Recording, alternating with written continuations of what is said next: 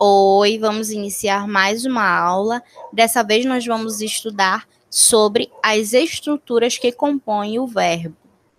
Vamos começar pelo radical.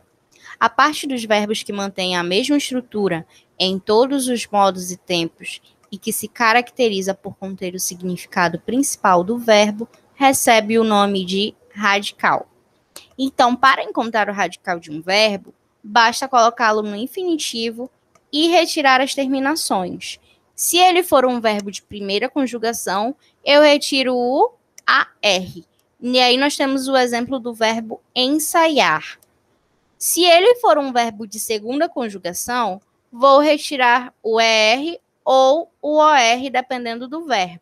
Nós temos aí dois exemplos, concorrer e contrapor. Se ele for um verbo de terceira conjugação, aí a gente vai tirar o IR. Nós temos o exemplo do verbo sumir. Percebam que, ao retirar essas partes, né, essas terminações, o que fica é o radical. E aí ele está destacado em negrito. Os radicais de alguns verbos podem apresentar alterações gráficas quando conjugados. Isso ocorre para preservar a identidade fonética deles. Observe alguns exemplos. Então, aí nós temos 3 verbos exemplificando. No explicar, eu tenho uma troca do C por QU. Crescer, eu tenho o acréscimo do cedilha, em cresço. Agir, eu tenho a troca do G por J. E aí a gente percebe que essas trocas, elas acontecem justamente para preservar essa identidade fonética do meu verbo. As partes das formas verbais que indicam pessoa e número, tempo e modo, são chamadas desinências verbais. Então, aí a gente percebe que temos 2 tipos de desinência, as número pessoais e as modo temporais. Quando eu falo de número, eu estou falando de singular e plural. Quando eu falo de pessoa, eu estou falando da primeira, segunda ou terceira pessoa do discurso. Então, aí a desinência número pessoal, ela vai tratar justamente dessa questão. Se o verbo está no singular ou plural, ou se ele está na primeira, segunda ou terceira pessoa. As desinências modo temporais se referem ao tempo, né, que podem ser presente, pretérito e futuro, e ao modo, que podem ser indicativo, subjuntivo ou imperativo. A vogal que aparece logo após o radical e indica a conjugação dos verbos é denominada vogal temática. Para os verbos de primeira conjugação, nós temos a vogal A.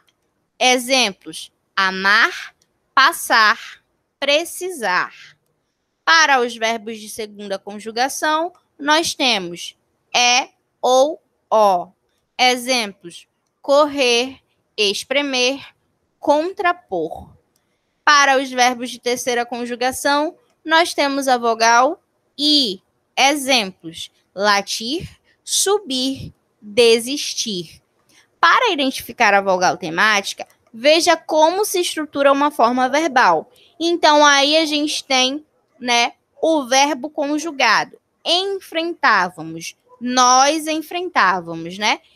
Então, aí a gente percebe que esse em frente é o radical. Logo em seguida, eu tenho a minha vogal temática, né? Que é o A. Esse vá é a minha desinência modo temporal, que vai indicar que o meu modo é indicativo e o meu tempo é pretérito imperfeito. O mus é desinência número pessoal. Ele indica a pessoa primeira e o número plural. Então, eu posso dizer que esse verbo está conjugado na primeira pessoa do plural do pretérito imperfeito do indicativo. Tudo isso é possível identificar nas estruturas verbais. Então, é por isso que é muito importante que vocês aprendam cada parte, né, que compõe um verbo. As formas verbais que não apresentam alteração nas flexões de modo, tempo, número e pessoa recebem o nome de formas nominais. São 3 as formas nominais do verbo: infinitivo, que aproxima-se da função do substantivo e indica a ideia de ação. Apresenta terminação em AR, ER, OR ou IR. Temos aí alguns exemplos: adoentar, espremer, expor, concluir. Então, os verbos no infinitivo são aqueles terminados em R. No caso, AR pertencem à primeira conjugação, ER ou OR pertencem à segunda conjugação, ou IR quando pertencem à terceira conjugação. Particípio.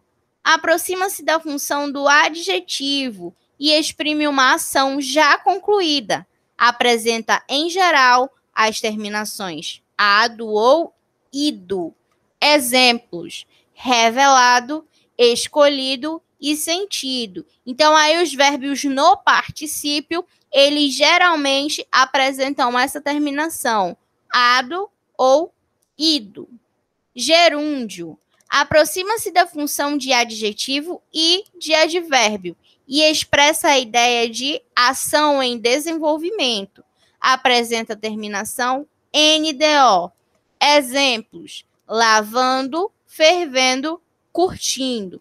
Então, aí a gente conheceu as 3 formas nominais do verbo: infinitivo, particípio e gerúndio. As formas nominais podem exercer função de nomes. Na língua portuguesa, quando nós falamos em nomes, nós estamos nos referindo aos substantivos, adjetivos ou advérbios. Veja alguns exemplos. O saber muda a vida das pessoas. Saber é naturalmente um verbo que está no infinitivo, mas nesse caso, ele está exercendo a função de substantivo. Ele foi substantivado. Essa menina é uma garotinha muito amada. Então, aí eu tenho mais um exemplo de verbo no particípio. Mas, nesse caso, ele está exercendo a função de adjetivo. Sorrindo, ela entrou na sala. Então, aí eu tenho um verbo no gerúndio, porém, nesse caso, ele está exercendo a função de advérbio. Particípios irregulares. Alguns particípios não apresentam as terminações ado ou ido. Quando isso ocorre, eles recebem o nome de particípios irregulares. Então, aí nós temos alguns exemplos, né? O verbo abrir e derivados, eu tenho aberto, entreaberto e reaberto.